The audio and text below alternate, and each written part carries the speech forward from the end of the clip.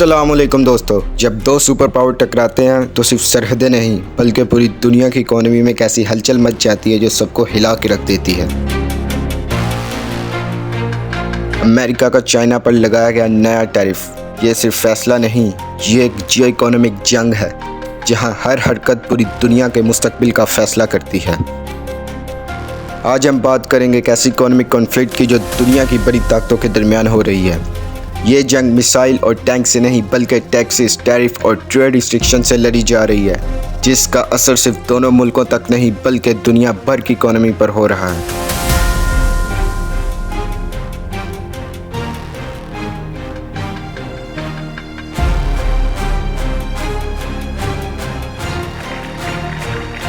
So, if you look at that, China, first row, China, 67%. That's tariffs charged to the USA, including currency manipulation and trade barriers. So, सबसे पहले ये समझना ज़रूरी है कि trade war असल में होती क्या है। जब दो मुल्क एक दूसरे की इंपोर्टेड चीज़ों पर ज़्यादा टैक्स यानी टैरिफ लगाते हैं तो इससे ट्रेड वार का सिलसिला शुरू होता है। टैरिफ का असली मकसद ये होता है कि इंपोर्टेड माल को महंगा बनाया जाए ताकि लोग अपने मुल्क की चीज़ें ख़रीदें और लोकल इंडस्ट्रीज़ को फ़ायदा हो। लेकिन ये स्ट्रेटजी अक्सर अपने एक्सपेक्टेड रिज़ल्ट नहीं दे पाती। कई दफ़ा ये ट्रेड बैरियर ग्लोबल मार्केट को भी नुकसान पहुंचाते हैं।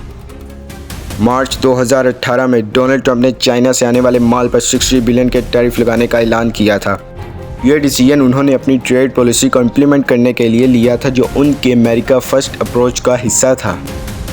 ये टैरिफ स्टील और एल्यूमिनियम इंडस्ट्री को प्रोटेक्ट करने के लिए लगाए गए थे। ट्रंप का कहना था कि चाइना अपनी स्टील और एल्यूमिनियम इंडस्ट्री को सब्सिडी देकर अनफेयरली मार्केट में बेच रहा है, जिसकी वजह से यूएस मैन्युफैक्चरर को मुश्किल हो रही थी। ये टैरिफ इस सिचुएशन को रिवर्स करने की कोशिश थी ताकि लोकल इंडस्ट्रीज़ को फ़ायदा हो और उनका कंपटीशन फेयर हो। चाइना के प्रेसिडेंट शी जिनपिंग ने डोनाल्ड ट्रंप के इंटेलेक्चुअल प्रॉपर्टी थेफ्ट के इल्ज़ाम का जवाब देते हुए कहा कि चाइना हमेशा इंटेलेक्चुअल प्रॉपर्टी राइट की हिफाजत करने की कोशिश करता है। शी जिनपिंग ने यह भी कहा कि उनके मुल्क में स्ट्रिक्ट लॉज और रेगुलेशन मौजूद है जो इंटेलेक्चुअल प्रॉपर्टी थेफ्ट को रोकने के लिए काम करते हैं।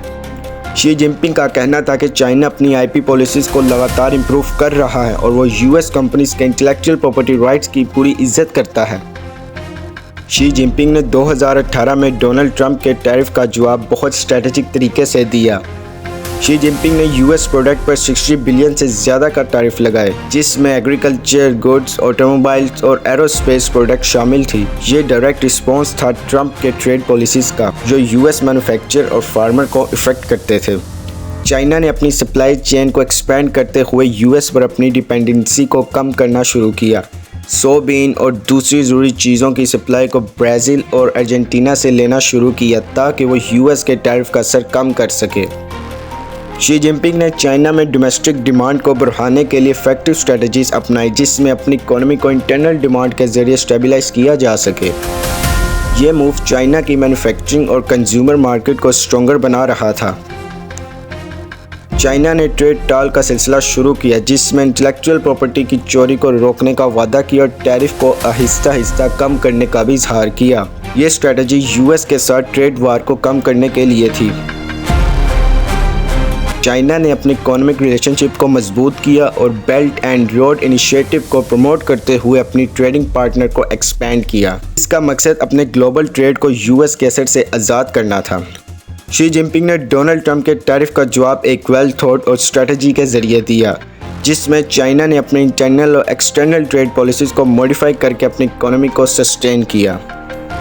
जनवरी 2021 में जो बाइडेन ने प्रेसिडेंसी का जिम्मा संभालते ही इकोनॉमिक और ट्रेड पॉलिसीज़ में कुछ ज़रूरी तब्दीलियाँ की।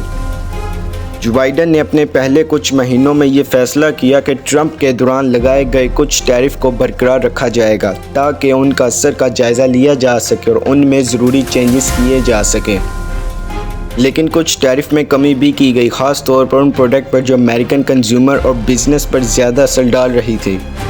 जो बाइडेन का फोकस चाइना के साथ अपने डिप्लोमेटिक रिलेशन को बेहतर बनाने पर था जिसके लिए उन्होंने मिलजुल कर काम करने की स्ट्रेटजी अपनाई।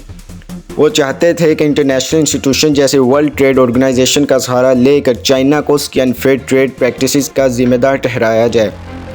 जो बाइडन ने अपनी पॉलिसीज़ में ये वाज़ह किया था कि उनका मकसद ट्रेड टेंशन को संभालते हुए इंसाफ पर मबनी और साफ सुथरी ट्रेड को आगे बढ़ाना है।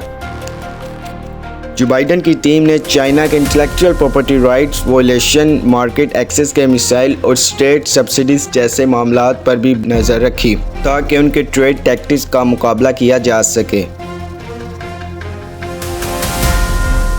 2 अप्रैल 2025 को ट्रंप ने व्हाइट हाउस से एक बड़ी अनाउंसमेंट की। ट्रंप ने दुनिया भर के इंपोर्ट पर 10% टैरिफ लगाने का फैसला किया, लेकिन चाइना के लिए ये रेट 34% तक गया, जो पहले से लगे 20% टैरिफ के साथ मिलकर टोटल 54% बन गया।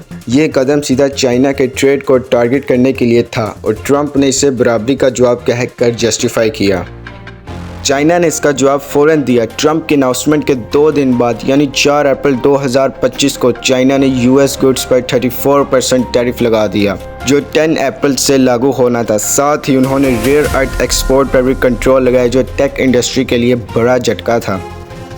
चाइना ने अमेरिका के प्रोडक्ट पर जो टैरिफ लगाए, उनमें से ज़्यादा फोकस उन गुड्स पर था जो यूएस से बड़ी क्वांटिटी में इंपोर्ट होते हैं और पॉलिटिकली सेंसिटिव हैं। चाइना ने सोयाबीन्स, मीट, कोल, एलएनजी, मशीनरी और कंज्यूमर गुड जैसे प्रोडक्ट पर ज़्यादा टैरिफ लगाए ताकि यूएस को इकोनॉमिक और पॉलिटिकल दोनों तरह से प्रेशर मिले।